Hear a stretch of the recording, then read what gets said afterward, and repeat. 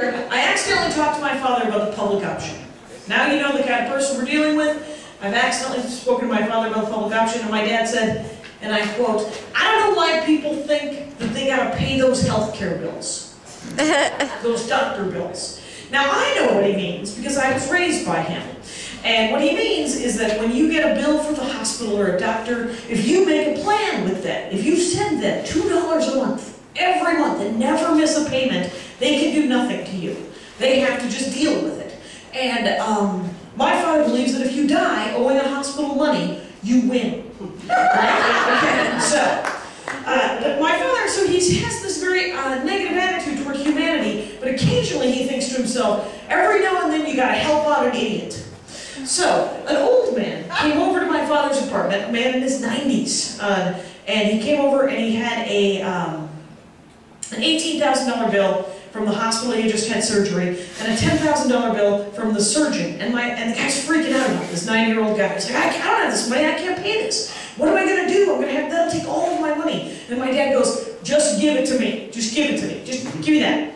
And so he takes the bills and he calls the hospital and he gets the billing department and he talks to the lady for 45 minutes, he says, the billing lady. And he goes, this guy is 90. And the 90-year-old's sitting there. He's like, this guy isn't going to live.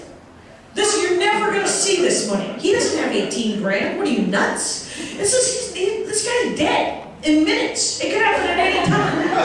45 minutes of this. And the lady finally goes, well, what does he have? And my dad says, $600. And the woman on the other end of the phone goes, $650. And so the old guy writes the check and they mail it off. And then my dad tries to call the surgeon and he doesn't take calls. So my dad bundles the old man, the 90-year-old man, into his car and takes him off to this guy's office where he is seeing patients. And he walks up to the receptionist and says, hey, this guy owes $10,000 to the surgeon. We'd like to talk to him about payment plan. And the receptionist goes, well, he's with patients. You don't have an appointment. And my dad goes, we have the bill. This man owes $10,000. He has his checkbook with him. Moments later, they are sitting across from the surgeon. And my dad begins again. The old guy, 90-year-old guy sitting there, my dad goes, the guy's 90. You're never going to see a dime of this. The guy's dead in minutes. It's not going to happen. He doesn't have 10 grand. And the doctor's like, yeah, but I did the surgery. He owes me this money. And my dad goes, yeah, Medicare already paid you like 30 grand. What do you care?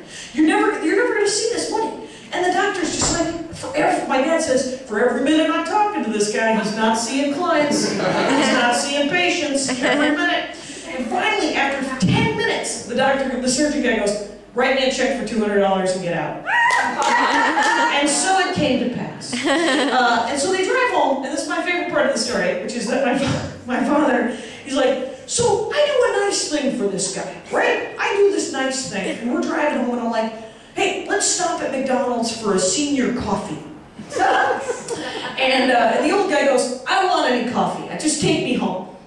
He's like, can you believe this guy wouldn't even buy me a senior coffee? And I was like, Dad, why would that guy want to hang out with you for another minute? I know you just saved him $1 million, but you're just telling everybody he's on his deathbed. Possibly. Okay. And,